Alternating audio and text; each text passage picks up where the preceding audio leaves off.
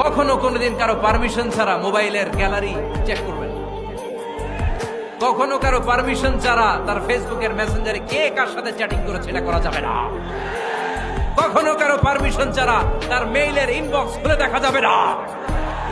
কখনো কারো পারমিশন ছাড়া কারো ব্যক্তিগত চিঠি পড়া যাবে না। দিস ইজ ইসলাম, এটাই ইসলাম। আমরা ইসলামে শুধু নামাজ আর রোজা আর জিকির আর এই দাড়ির মধ্যে সীমাবদ্ধ করেছি। প্রত্যেকের একটা প্রাইভেসি আছে না নাই? Everyone has privacy and no one should interfere in his privacy or in her privacy. প্রত্যেকের একটা প্রাইভেসি আছে না নাই? মানুষ ছোট হলেও তার একটা সম্মান আছে না নাই? এজন্য ছোট্ট বাচ্চাদেরকে কখনো প্যান্ট খুলতে বলবেন না। অনেকে বলে আরে ছোট মানুষ খোল খোল, আরে তুই খোল, এই খোল খোল খোল, তো আছে না নাই?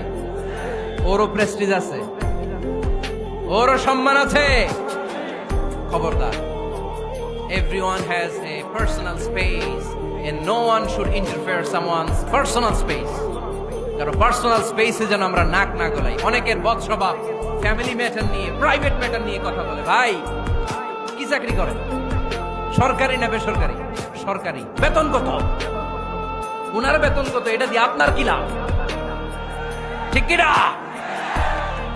মানুষ একটা দেখলে ভাই বয়স কত, ভাই বেতন কত, ফার্স্ট ইমপ্রেশনে, ফার্স্ট যখন আপনি কারোর সাথে দেখা করবেন বেতন কত, বয়স কত, এগুলো জিজ্ঞেস করা যাবে?